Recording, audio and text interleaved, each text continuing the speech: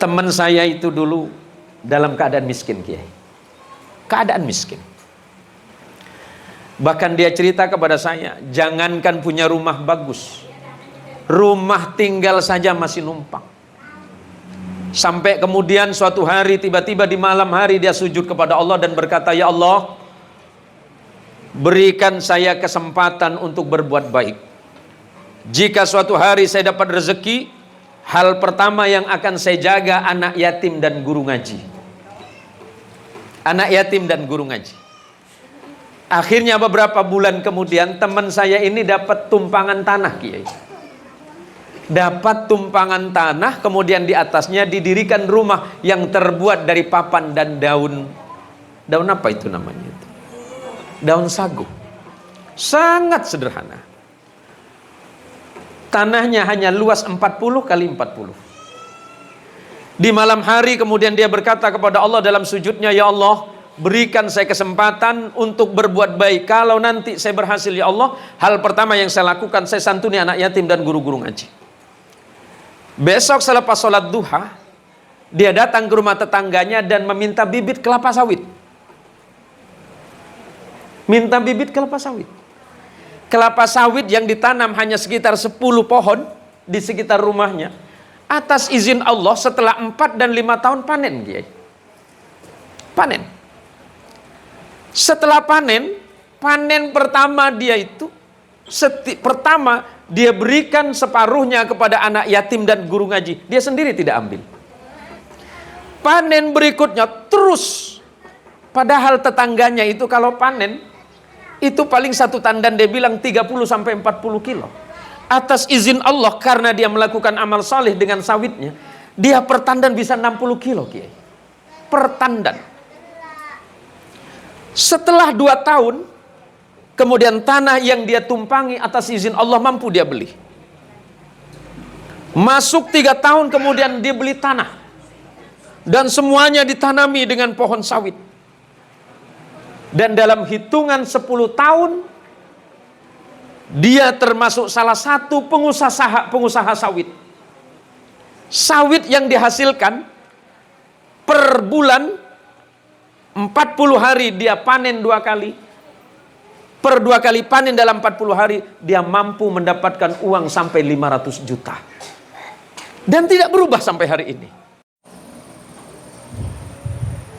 Bismillahirrahmanirrahim. Assalamualaikum warahmatullahi wabarakatuh. Alhamdulillahi rabbil alamin. Alhamdulillahilladzi ja'alana minan nasihin wa afhamana bi'ulumil ulama'il 'amilin. Ashhadu an la ilaha illallah wahdah al-wahidul ahad al-fardus samad alladzi lam yalid wa lam yulad wa lam yakul lahu kufuwan ahad. Wa ashhadu anna Muhammadan 'abduhu wa rasuluhu wa khaliluhu wa la nabiyya ba'dah. Allahumma salli wa sallim wa barik ala Sayyidina Muhammad.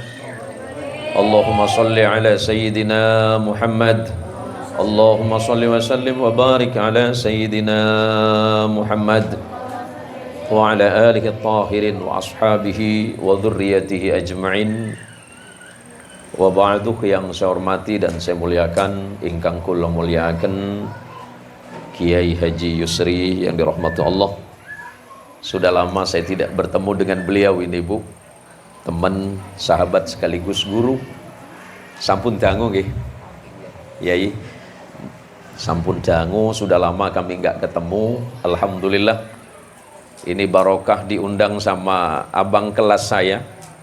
Ini Pak Hayat ini abang kelas dulu, Ibu. Waktu beliau ngaji di Meranti ya memang di atas saya, senior saya. Sudah lama enggak ketemu ya, Bang Hayat ya.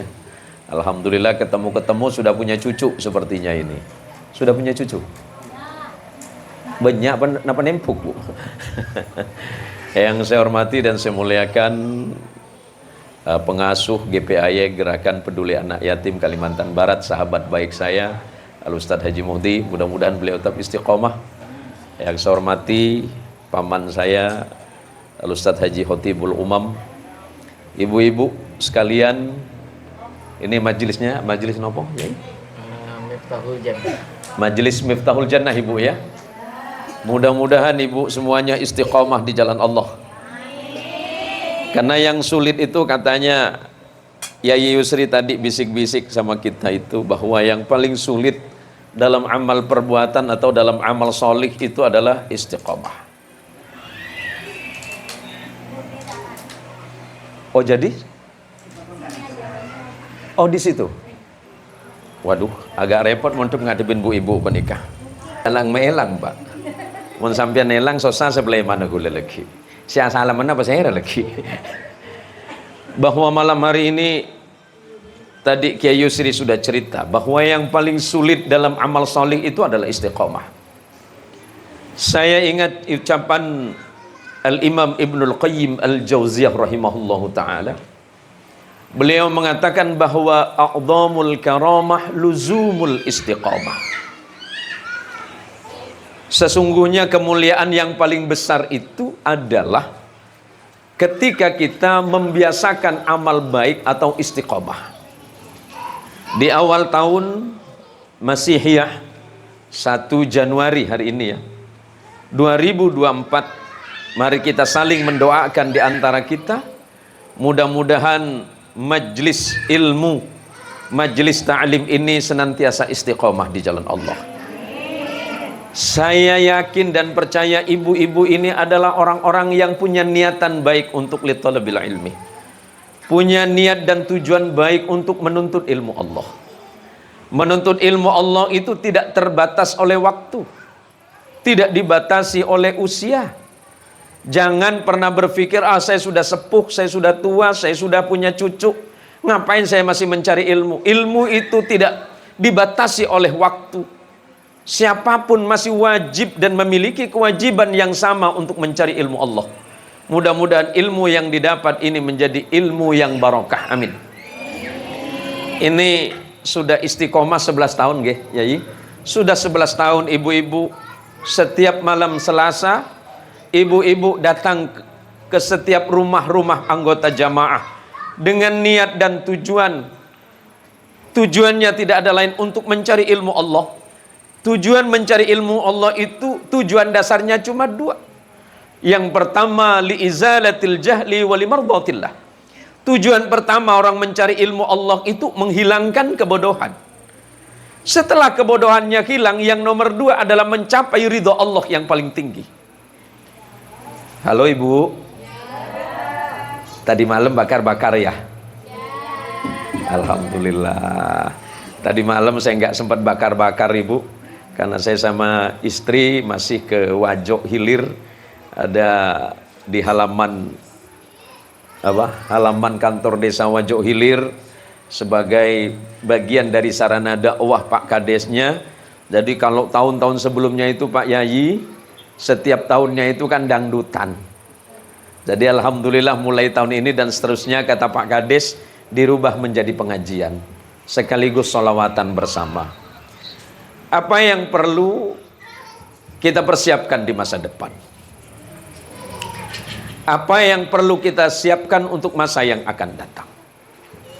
Hidup ini bukan berjalan mundur, tapi hidup ini berjalan ke depan. Kalau nasihatnya Imam Ali radhiyallahu an, bahwa ad-dunya mudbiratun wal akhirah muqbilah. Sesungguhnya dunia sedang kita tinggalkan, sementara akhirat sedang kita jalani. Saya nggak bicara soal mati atau kematian. Cuma suka ndak suka, senang ndak suka, ya memang harus dibicarakan, kan begitu Pak Yai.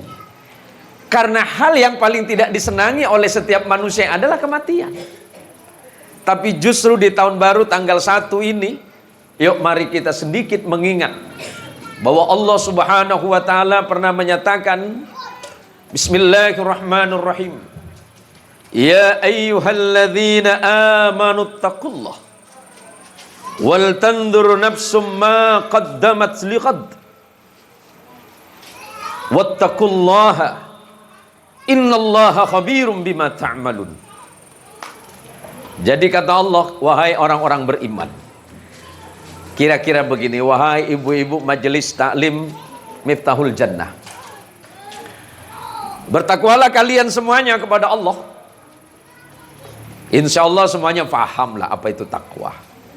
Bahwa takwa itu adalah melaksanakan perintah Allah dan menjauhkan diri dari hal yang dilarang oleh Allah. Ini biasanya kalau ceramah di sini berapa menit, Yai? Sampai jam 11 Pak Kiai.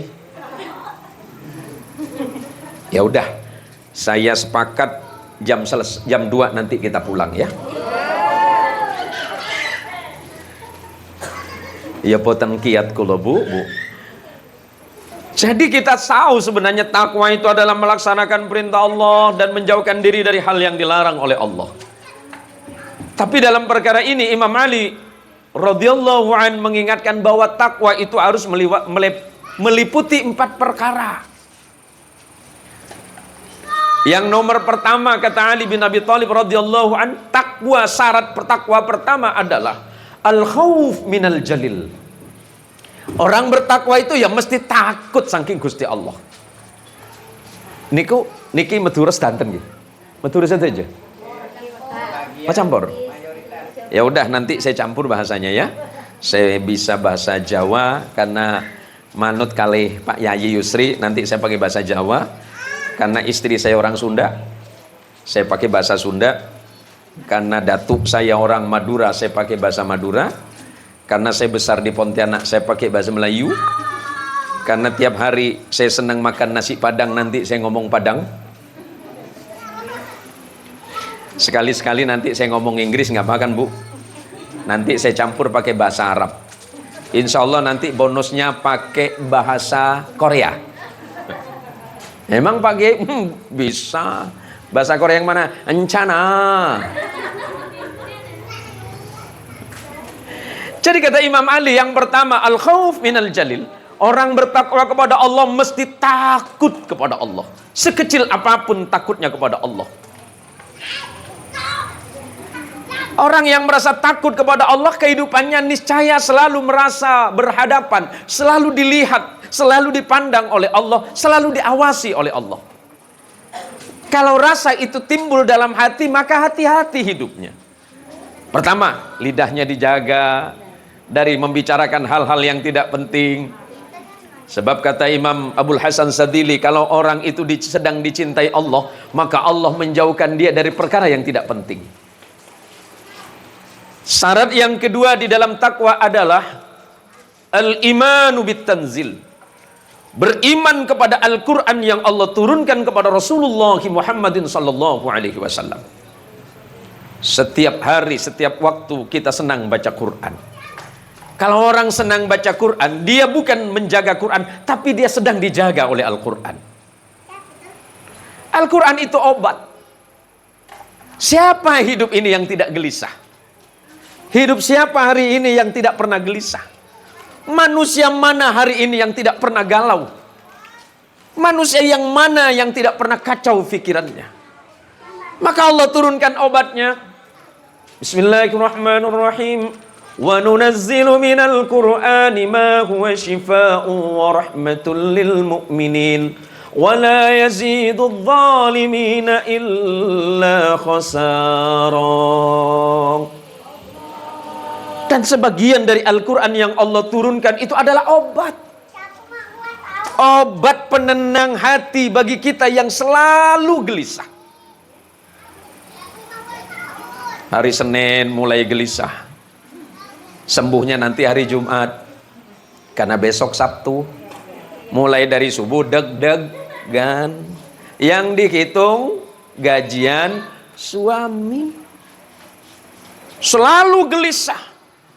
Ada gelisah tentang bisnis. Ada yang gelisah tentang anak. Ada yang gelisah tentang suami? Hah? Iya ke.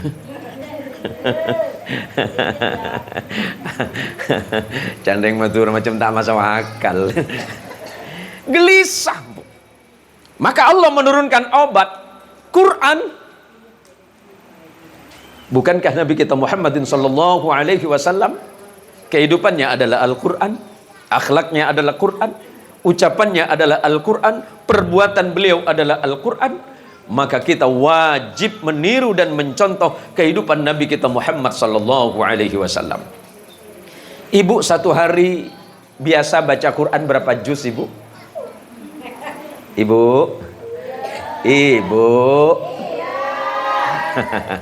Satu hari biasa berapa juz? 3 juz, Ustaz. Juz sirsak, juz sawo, sama juz mangga. Gampang sebenarnya, Bu, nggak usah susah-susah. Satu hari Ibu bisa 1 juz. Caranya 1 juz itu insya Allah cuma 10 lembar. Ba'da subuh 2 lembar, zuhur 2 lembar, asar 2 lembar, maghrib 2 lembar, isya 2 lembar. Dan itu hanya makan waktu 5-7 menit kalau bacanya tartil. Beda kalau bacanya yang agak ngebut dikit. Amin. Launan maca Quran, Bu. Kula ban panjenengan maca Quran menika estona acabis dak Gusti Allah. Coba saya kasih contoh paling mudah. Saya satu hari itu melazimkan atau membiasakan diri itu hanya dengan 2 juz. Tidak banyak sebenarnya. Hanya dengan 2 juz. Karena kalau katanya Ustadz Haji Muhdi yang lihat teman-teman ngopi itu, kalau ngopi berapa jam Ustadz? Ya, berjam-jam. Bisa 4 jam Ustadz. Kalau 4 jam baca Quran berapa juz Pak Ustadz? Udah bisa 10 itu.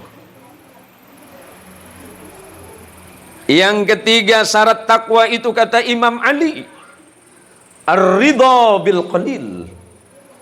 Puas terhadap pemberian Allah walaupun kelihatannya sedikit. Kenapa kita harus membandingkan rezeki kita dengan rezekinya tetangga coba? Pekerjaan orang bisa ditiru, tapi apakah rezekinya bisa ditiru? Tidak bisa. Berangkat kerja sama jam 7, pulangnya sama, pulang jam 5, nyampe rumah. Waktu kerjanya sama 6 hari, gajiannya sama, jumlahnya sama, tapi apakah manfaatnya sama? Tidak. Maka yang ketiga kata Imam Ali radhiyallahu an, syarat takwa yang ketiga adalah ridho terhadap pemberian Allah walaupun kelihatannya kecil. Dikasih sama suami, dipanggil apa, kalau suami manggil apa Ibu? Sama Ibu? Panggil apa? Adek. Iya, mau nomor Pak Polo ki nyaman adek, Bu. Mau nomor petong polo. Di mbak kaki dek. Suara letak bati lawar kan agak gelombang gede. Saya nih mumpung ada istri. Saya membiasakan diri kalau bangun jam 3 sama istri itu Pak Yai. Membiasakan diri sebelum jam 3 saya bangunkan istri, mohon izin ini karena udah ibu-ibu semua. Saya tidak pernah membangunkan sambil berdiri apalagi pakai kaki. Cokoh, sepuh. Ya, saya membiasakan, saya pegang, saya peluk sedikit, bangun cantik. Ya Mi ya? Itu 23 tahun sudah Ibu. Saya bilang, ayo sayang bangun, kita sholat bareng, kita tahajudan bareng. Kenapa? Saya percaya, saya yakin bahwa kebaikan yang kita lakukan juga didorong oleh semangat istri. Kiai Yusri insya Allah sepakat dengan hal itu. Abah Khotibul Umam juga sepakat. Kalau nggak didukung sama Umi, nggak mungkin bisa sesukses hari ini. Kan begitu Ibu. Bahwa keberhasilan suami juga didorong oleh doanya istri. Suami berangkat kerja, Bang Hayat berangkat kerja, istri yang mendoakan. Mana istri Bang Hayat? Yang mana? Ini. Nomor 1 atau nomor berapa Bang? 1 selama-lamanya. Amin.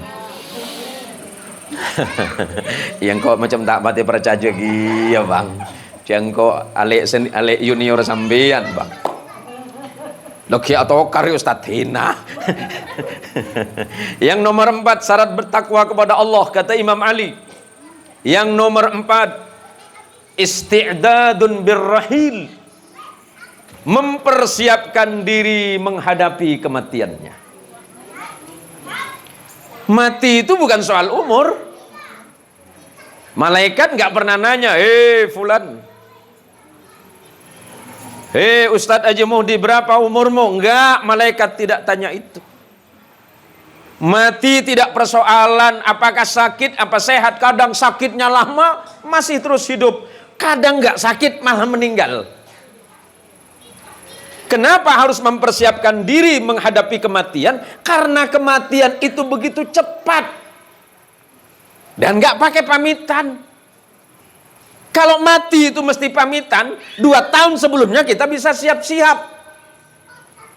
Ini enggak.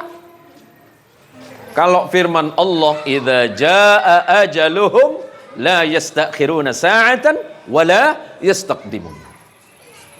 Kalau usia kematian, usia hidup kita sudah selesai, ajal kita sudah sampai, ya udah. Enggak bisa mundur, juga enggak bisa dimajukan. Maka kita semuanya harus mempersiapkan itu. Mudah-mudahan ibu-ibu yang istiqomah setiap malam Selasa, pengajian ini yang jumlahnya kurang lebih 40 orang ini, kelak di surga saling menjadi saksi kebaikan di antara kita. Enggak usah khawatir. Semuanya insya Allah masuk surganya Allah Subhanahu wa ta'ala. Karena sama-sama belajar menjadi manusia yang bertakwa. Apalagi dibimbing langsung oleh Kiai Yusri. Kalau bicara soal sanad keilmuan, insya Allah nggak usah diragukan. Beliau sebelumnya santrinya Kiai Khairuman Ar-Rahbini di Darul Ulum, Yai.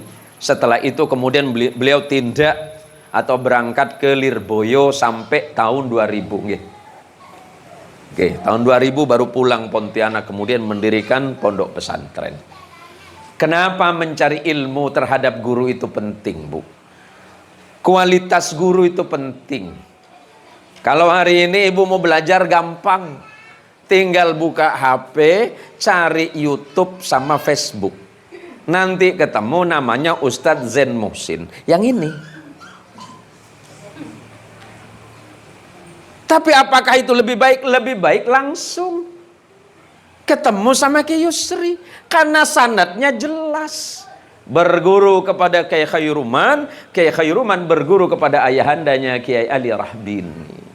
Kalau tidak salah, Rahbini ini nama sebuah daerah yang berada di Mesir. Kalau nggak salah, datuknya Kiai Khairuman Ar-Rahbini itu hijrah teng Madinah. Kemudian Kiai Ali Rahbini berangkatlah ke Indonesia, kemudian di Malang, kalau tidak salah kemudian punya putra namanya Kiai Khairuman Ar-Rahbini, kemudian Kiai Khairuman Ar-Rahbini hijrah ke Pontianak, kemudian mendirikan pondok pesantren Darul Ulum, salah satu santrinya ya beliau. Sanadnya jelas. Kenapa ibu butuh guru punya sanad? Jangan asal ketemu guru. Cari guru yang punya guru, yang gurunya nanti nyambung kepada Rasulullah Muhammadin sallallahu alaihi wasallam. Jangan asal ketemu guru, ibu. Jangan karena penampilan saya yang berjenggot, udahlah saya berguru sama Ustadz Zain. Jangan. Harus jelas dulu dari mana sanad saya. Kenapa? Ini untuk ibu-ibu yang senang belajar sama beliau. Kenapa guru itu penting? Karena kalau kita belajar kepada orang yang tidak jelas, maka dikhawatirkan ilmunya tidak bersambung langsung kepada Nabi kita Muhammad sallallahu alaihi wasallam. Sering dijelaskan dalam beberapa kitab, termasuk di dalam kitab Muqaddimah Sahih Muslim, bahwa sanad itu kepentingannya apa? Al-isnadu minad din, laulal isnad laqala man syaa ma syaa. Punya guru bersanad itu adalah bagian dari asas belajar agama. Sebab kalau punya guru tidak punya sanad, laqala man syaa ma syaa, niscaya orang itu bicara sesuka hatinya sesuai dengan keinginannya sendiri, tidak berdasarkan kepada firman Allah dan hadis Rasul sallallahu alaihi wasallam serta maqalahnya para ulama ussalih. Itu yang bahaya.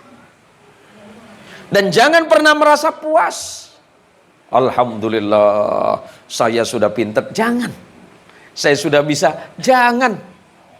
Belajarlah kepada ulama panutan kita Imam Syafi'i rahimahullahu ta'ala.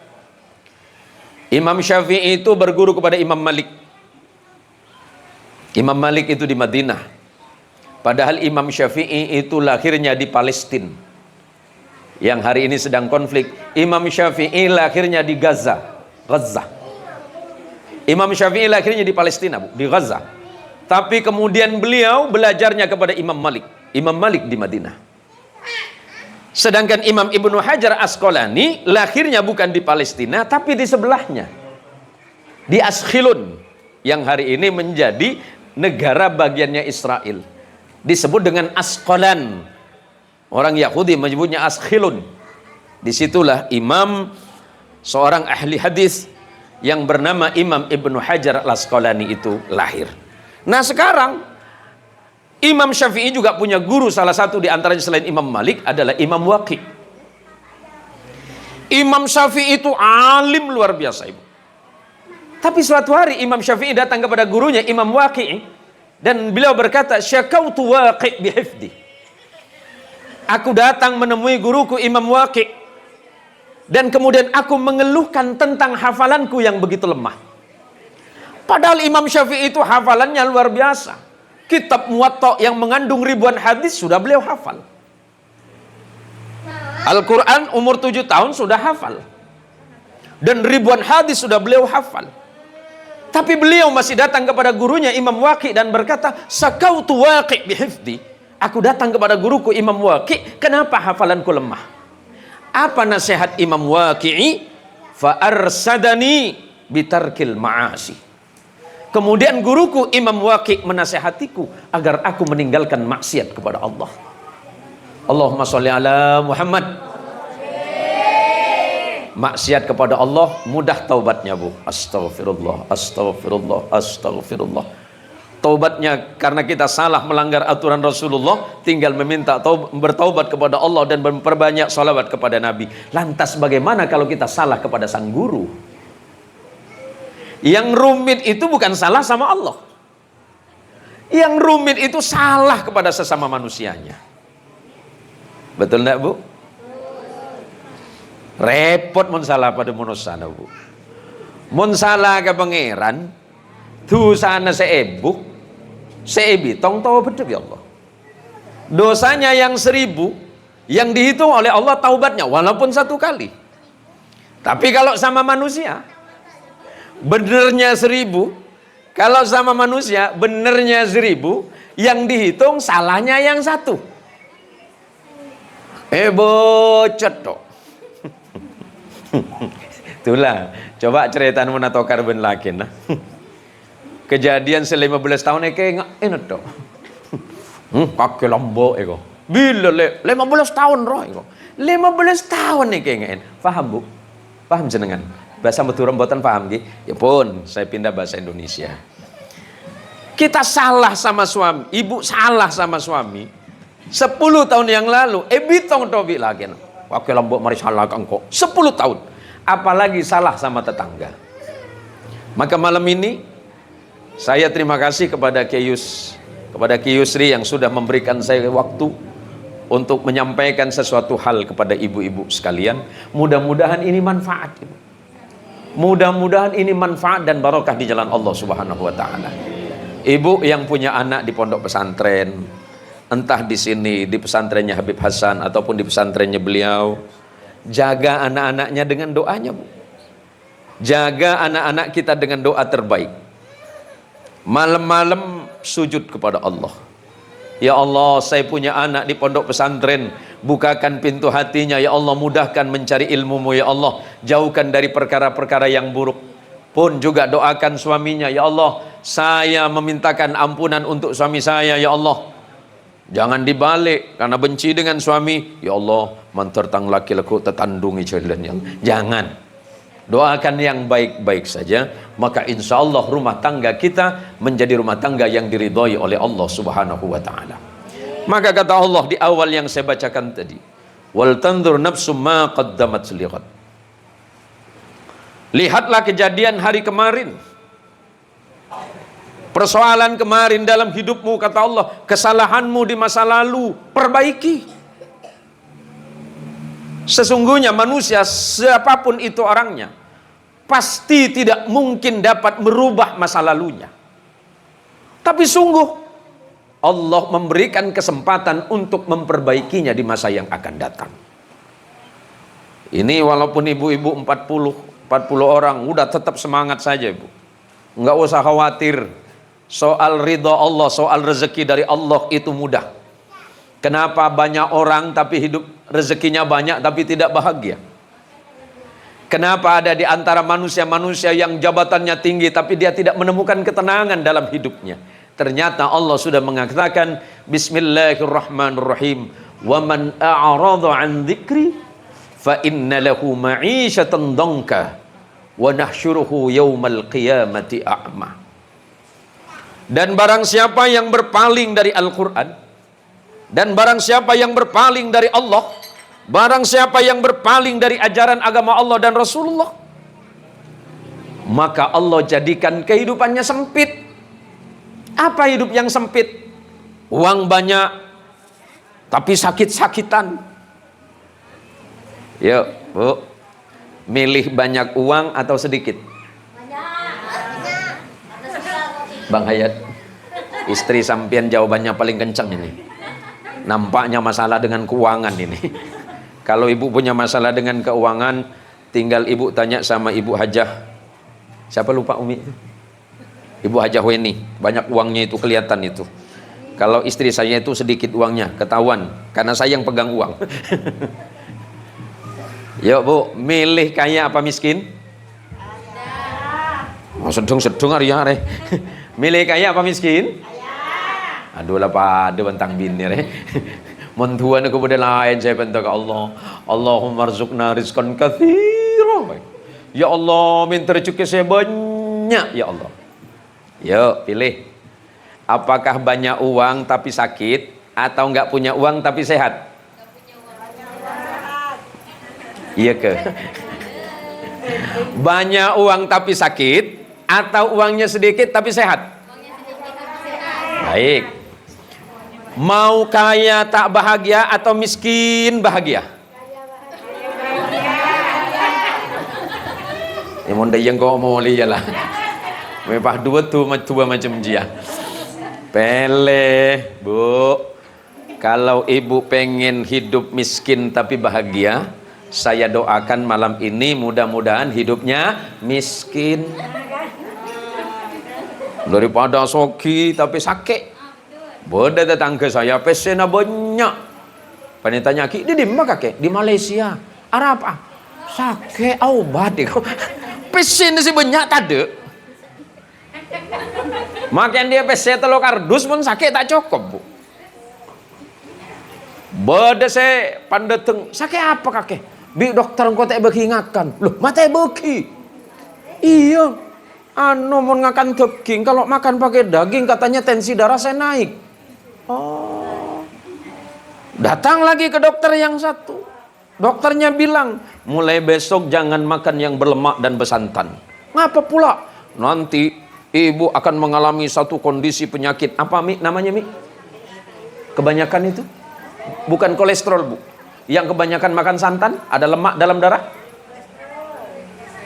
Hah?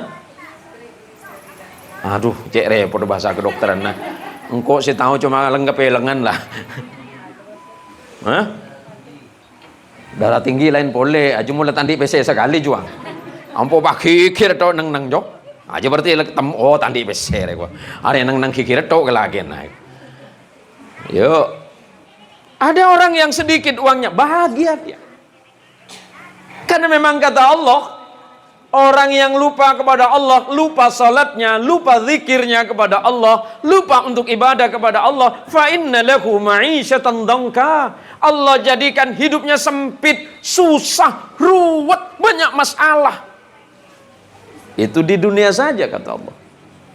Yang paling bahaya, wa nahsyuruhu yaumal qiyamati a'ma. Ini paling bahaya. Orang yang suka lupa kepada Allah, suka melupakan hukum Allah, tidak peduli apakah itu halal, apakah haram, tidak peduli apakah itu melanggar apa tidak kepada hukum Allah dan Rasulnya, dia tidak peduli, yang penting saya dapat. Kelak di yaumil qiyamah kata Allah, aku kumpulkan mereka, kami kumpulkan mereka dalam keadaan buta, tidak melihat apa-apa. Na'udzubillah, thumma na'udzubillahi min dzalik. Kemudian setelah mereka berkumpul, mereka datang kepada Allah. Mereka berkata kepada Allah, qala rabbi lima hasyartani a'ma wa qad kuntu basira. Qala kadzalika atatka ayatuna fanasitaha wa kadzalikal yawma tunsa. Manusia ini datang kepada Allah, protes kepada Allah. Qala rabbi lima hasyartani a'ma. Ya Allah, kami dulu waktu masih hidup ya Allah, kami di masih gini ketemu dengan kawan ya Allah. Kami punya tetangga, kami bisa melihat ya Allah, mata kami terang dan jelas ya Allah, mampu membedakan mana itu gelap dan mana terang, mana itu merah dan putih ya Allah. Kenapa hari ini engkau kumpulkan kami dalam keadaan mata yang buta ya Allah? Allah menjawab, kadzalika atatka ayatuna fanasitaha. Tegas Allah menyatakan, dulu telah aku datangkan ayat-ayatku. Para nabi dan rasul dari Adam alaihi salatu wassalam sampai Rasulullah Muhammad sallallahu alaihi wasallam, ada 124.000 nabi, ada 313 rasul, ada 25 yang wajib kalian percayai, tapi kalian pura-pura tidak melihat itu. Al-Quran aku turunkan kepada kalian, penuh dengan hukum di dalamnya, ada tuntunan kebaikan, kalian pura-pura tidak melihat dan pura-pura buta. Maka perlakuan itu hari ini aku balas, kata Allah. Wa kadzalikal yauma tunsa, karena kalian dulu lupa kepada ayat-ayatku, maka hari ini pun aku balas lupa kepada kalian. Ini bahaya ibu. Agar kita tidak hidup dalam keadaan itu dan dimatikan dalam keadaan itu, serta dikumpulkan dalam keadaan buta. Yuk mari kita kembali kepada hukum-hukum Allah. Walaupun mungkin secara ekonomi kita sama-sama sulit, secara ekonomi mungkin kita sama-sama dalam keadaan repot, tetapi itu bukan menjadi alasan kita lupa kepada Allah. Bersyukurlah kepada Allah, ya Allah, matur suwun sangat Gusti Allah, hari ini saya belum dapat rezeki yang banyak ya Allah, tapi saya yakin bahwa rezekimu tidak akan pernah habis. Seandainya seluruh makhluk mengambil rezekimu, rezekimu tidak akan berkurang walaupun itu hanya setetes. Seandainya hari ini bisnisnya belum sukses, yakinlah bahwa Allah menyiapkan kesuksesan di masa yang akan datang. Dan jangan mengkhawatirkan itu, sebab Allah tidak pernah zalim terhadap hamba-hambanya. Siapapun yang meminta, Allah siapkan jawabannya. Siapapun yang berharap, Allah pasti akan membuatnya puas.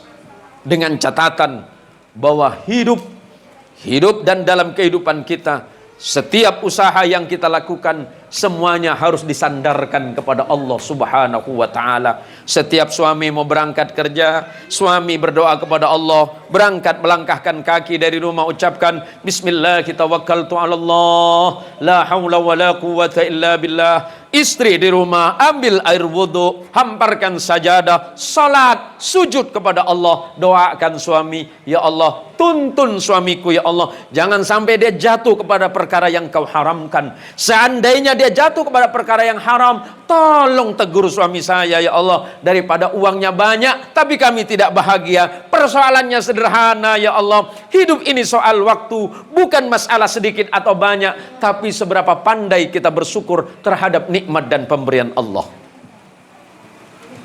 Harta banyak tapi tidak bersyukur, sakit yang datang. Ada saya punya teman, salah satu putrinya kemarin meninggal, anaknya 11 ya, teman kita itu, kawan kita 12, anak 12, seumuranku lebu, 12 anak. Jadi saya tanya sama teman saya itu, barusan meninggal 3 hari yang lalu satu ya, masih keadaan muda, umur 16 tahun. Saya tanya sama teman saya itu, Ustadz, saya tidak mau belajar banyak sama sampean. Saya cuma mau belajar tawakal sama sampean. Sampean ini kerjanya santai, tapi putranya 12. Apa resepnya bisa sesantai itu? Saya anak juga agak banyak, Bu. Anak saya 5. Tapi teman saya ini anaknya 12, santai saja Pak Kiai. Ternyata setelah saya tanya, kebetulan salah satu ustadz juga, Ustadz, kok bisa sesantai itu sampean punya anak 12? Dia jawab dengan santai, yang menjamin rezekinya kan Allah. Saya cuma tukang cari. Allah sudah menyiapkan rezeki anak saya. Kalau memang rezeki anak saya itu melalui tangan saya, pasti Allah mengirimkan lewat saya. Kalau memang rezekinya anak saya lewat ibunya, pasti Allah kirimkan lewat ibunya. Kalau rezeki anak saya lewat tetangganya, tentu Allah mengirimkan rezeki lewat tetangga. Soal cara, kita yang lakukan. Tapi rezeki, Allah yang siapkan. Untuk apa saya sibuk masalah ini? Yang penting saya punya keyakinan bahwa Allah akan menjaga hidup dan kematian saya. Sederhana ternyata, Ibu. Ini kadang-kadang kita anak 3 ditanya, kok anaknya cuma 3? Susah. Kenapa? Ekonomi sulit. Beras mahal. Minyak goreng mahal. Biaya sekolah mahal. Biaya apa-apa mahal. Kok bisa? Ya iya. Ternyata kita ini kurang tawakal sama Allah. Saya tanya, sesederhana itu Ustadz? Jawabannya dia bilang, setiap saya berangkat ke tempat kerja, istri saya berdoa di rumah kepada Allah, ya Allah, tuntun suami saya, berilah rezeki yang halal, walaupun sedikit. Kalau halal, insya Allah manfaat, Allah jauhkan dari musibah. Allahumma sholli ala Muhammad. Allahumma sholli ala Sayyidina Muhammad. Maka ibu-ibu, nanti kalau sudah setiap malam Selasa, ibu harus merasa rindu untuk bertemu di tempat ini. Kenapa harus merasa rindu dengan majelis ini? Nanti di yaumil qiyamah, ibu pasti akan saling merindukan pertemuan ini. Kenapa bisa begitu? Saya menjadi teringat ucapannya Ibnul Qayyim Al-Jauziyah rahimahullah.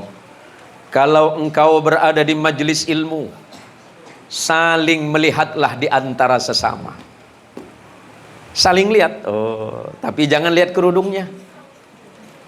Mereng di nanu joy. Bukan itu yang dimaksud, Bu. Ajwa atas fokus apa itu?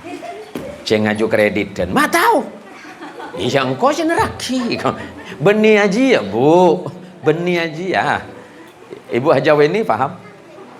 Hah? Ya polong pada cebeberen roh. Istri saya orang Jawa Barat, Bu. 23 tahun, yang tahu cuma 2. Iya. Padahal nikah sama saya 23 tahun. Saya nomor telok, beda boleh minta PC. Minta PC nah. Nah, itu yang dihafal, ya Mi ya. Nanti ibu-ibu ini di surganya Allah, Bu, saling menyaksikan. Harus apa yun? Oh, bini nak hayat iko. Oh, sampo datang di budi ruwe iko. Misalah. Nah, ya kan, misalah. Saling menyaksikan, Bu. Dan nanti kalau enggak hadir di majelis, tanyakan kemana istri Bang Hayat. Oh, mungkin sibuk ngurus anak. Oh, kan anaknya udah besar-besar. Cucu sudah berapa Bang Hayat? Kompoi senapa biar? Peto, anak. Oh, telok. Oh, itu apa? Oh, iyalah. Nah, itu urusan sampean kedua lah. Saya taruh norak itu. Nah, ini penting, Bu. Jadi kalau ibu ndak datang, tanyakan kemana si fulana. Kok biasanya datang awal hari ini, kok datangnya telat? Oh, mungkin sakit. Oh, kalau sakit, yuk kita datang ke sana. Oh, kalau memang ini, yuk kita doakan dalam kebaikan. Oleh karenanya ibu-ibu sekalian yang dirahmati Allah, sebagai bagian akhir dari apa yang mau saya sampaikan, suatu hari Rasulullah Muhammadin sallallahu alaihi wasallam, sebagaimana diriwayatkan oleh sahabat Sahal bin Sa'ad, dan insya Allah para kiai faham hadis ini nanti bisa ditemukan di dalam kitab Mu'jamul Awsat Imam Tabrani, kemudian di dalam kitab Hilyatul Awliya wa Tabaqatul Asfiya, kemudian juga bisa ditemukan di dalam kitab Mustadraknya Imam Hakim. Rasulullah menceritakan, Allahumma sholli ala Muhammad, Allahumma salli ala Sayyidina Muhammad. Allahumma salli wa sallim wa barik ala Sayyidina Muhammad. Rasulullah bercerita kepada sahabat Sahal bin Sa'ad, atani Jibril wa qala li, malaikat Jibril datang dan berkata kepadaku, kata Rasulullah, ya Muhammad, isma syi'ta fa innaka mayyitun. Udah jam berapa ini, Bu? Udah jam 9 lewat ya. Berapa menit lagi? 5 jam lagi. Wah, 5 jam. Rupanya siksa ku lebih sambian. Apa kata Rasulullah? Kata Jibril kepada Rasulullah, ya Muhammad, isma syi'ta, hiduplah engkau sesukamu ya Muhammad, fa innaka mayyitun, tetapi ingat ya Muhammad, bahwa suatu hari nanti engkau pasti akan meninggal. Kita sedang diingatkan oleh Rasulullah, hei orang-orang yang beriman kepada Allah, kalau memang engkau mau hidup seperti ini, terserah, sesukamu terserah, tapi ingat engkau mesti mati. Amal perbuatanmu hari ini tidak akan sia-sia, engkau mesti bertanggung jawab kelak. Yang kedua, wahbib man syi'ta fa innaka mufariquhu, cintai siapapun yang ingin kau cintai, kata Jibril, tetapi ingat engkau mesti berpisah darinya. Suami senang atau tidak, pilihannya cuma dua. Begitu juga dengan istri, kalau tidak meninggalkan pasti ditinggalkan. Hidup itu hanya soal waktu. Yang kedua tadi, cintai siapa yang ingin kau cintai, tapi ingat engkau pasti akan berpisah. Yang cinta kepada istri akan berpisah dari istrinya, entah karena sebab kematian atau yang lainnya. Yang sedang mencintai suaminya pun begitu juga. Yang mencintai anaknya, anaknya bisa meninggalkannya, ataupun juga sebalik, ibunya yang meninggalkannya. Yang merasa mencintai harta, pilihannya sama, apakah meninggalkan atau ditinggalkan oleh hartanya. Yang ketiga, wa'mal ma syi'ta, berbuatlah sekehendak hatimu, tapi ingat, fa innaka majziyun bih, Allah pasti akan membalas itu kelak di yaumil qiyamah. Ibu yang ini tadi ngegebuk ini nih, siapa nih? Siapa yang tukang gebuk ini nih? Bas namanya ya. Mana orangnya? Nah, Bu Leni, saya doakan sampean masuk surga sama basnya sekalian. Sebudian pokon tonggoy bang labang swarga, palame ko lebas lebu Leni. Siapa no Bu Leni? Main temu lamba bi ustad itu aki masuk surga benebas saya kau. Pak Hayat itu lagi masuk surga ben sound system sekalian. Ken pekul TV taruh noro saya. Cintai siapa yang ingin kau cintai. Berbuatlah sesukamu, tapi ingat kau pasti akan dapat balasan itu, kata malaikat Jibril. Yang keempat,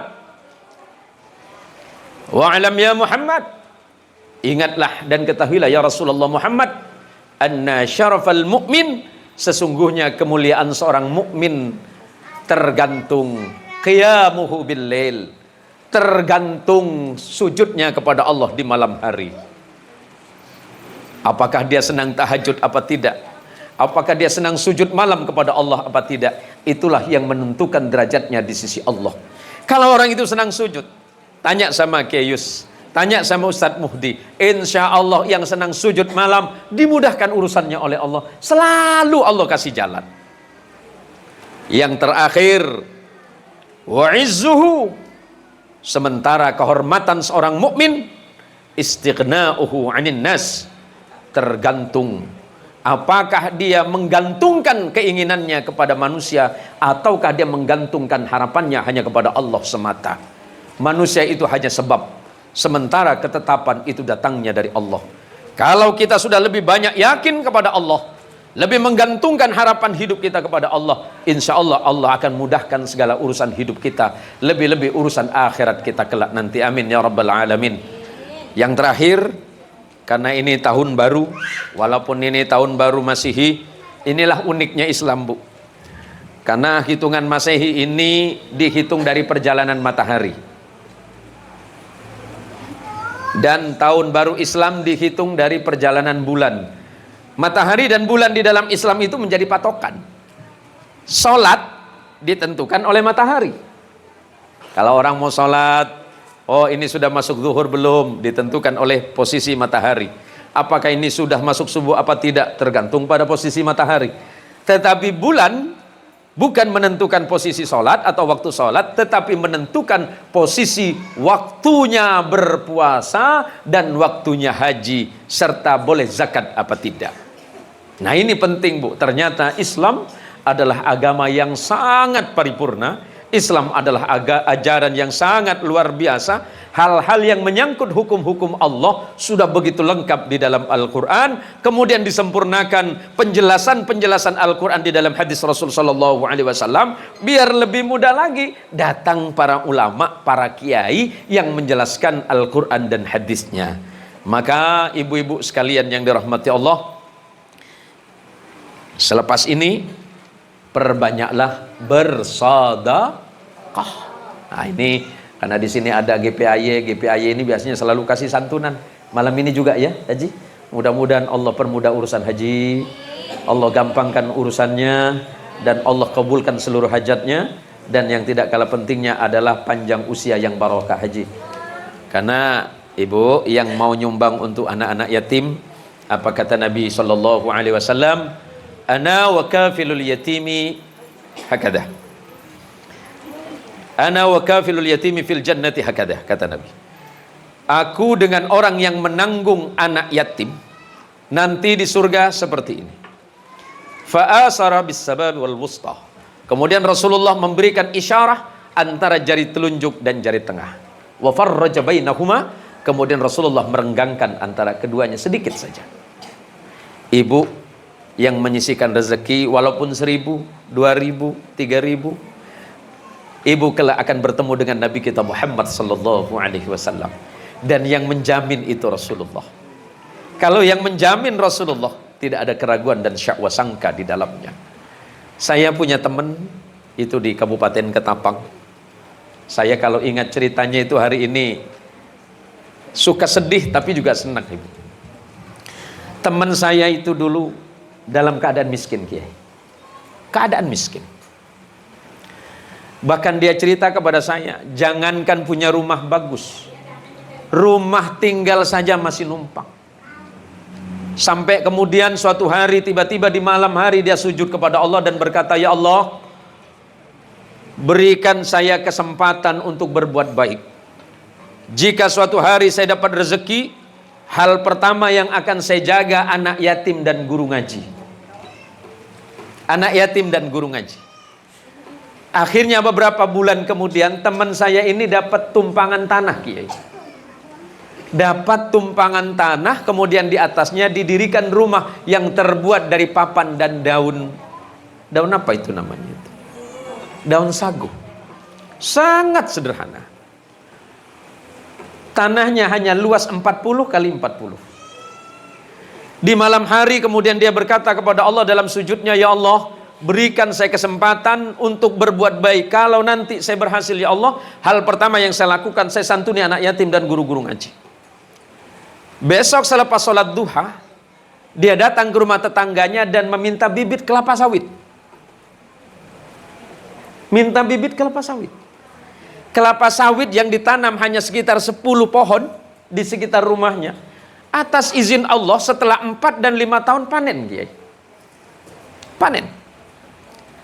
Setelah panen pertama dia itu pertama dia berikan separuhnya kepada anak yatim dan guru ngaji. Dia sendiri tidak ambil. Panen berikutnya terus. Padahal tetangganya itu kalau panen itu paling satu tandan dia bilang 30 sampai 40 kilo. Atas izin Allah karena dia melakukan amal saleh dengan sawitnya, dia per tandan bisa 60 kilo, Kiai. Per tandan. Setelah 2 tahun, kemudian tanah yang dia tumpangi atas izin Allah mampu dia beli. Masuk 3 tahun kemudian dia beli tanah. Dan semuanya ditanami dengan pohon sawit. Dan dalam hitungan 10 tahun, Dia termasuk salah satu pengusaha sawit. Sawit yang dihasilkan per bulan 40 hari dia panen 2 kali. Per 2 kali panen dalam 40 hari dia mampu mendapatkan uang sampai 500 juta. Dan tidak berubah sampai hari ini. Tidak berubah. Dia sumbangkan untuk anak fakir miskin, anak yatim dan fakir miskin, dan disumbangkan kepada guru ngaji. Sebab dia yakin, saya tanya kepada dia, Haji, apa yang menjadi dasar keyakinan Anda? Dia menjawab dengan begitu indahnya kepada saya. Allah tidak pernah lupa kepada orang yang mengingatnya. Allahu Akbar. Allahu Akbar, Allahu Akbar, walillahil hamd. Sepanjang perjalanan dari kota Ketapang menuju Singkup, kurang lebih 4 jam perjalanan Ketapang Singkup, saya tidak berhenti dibuat menangis oleh teman saya ini. Karena ceritanya yang sangat dahsyat. Dari orang yang tidak dipandang sebagai siapa-siapa, hari ini menjadi orang yang sangat dihormati. Dia katakan kepada saya dihormati dan dimuliakan oleh orang lain bukan karena saya mulia dan terhormat, tapi karena Allah memuliakan saya melalui anak yatim, melalui guru-guru ngaji yang selalu saya mendoakan saya. Sekarang pertanyaan kita sederhana.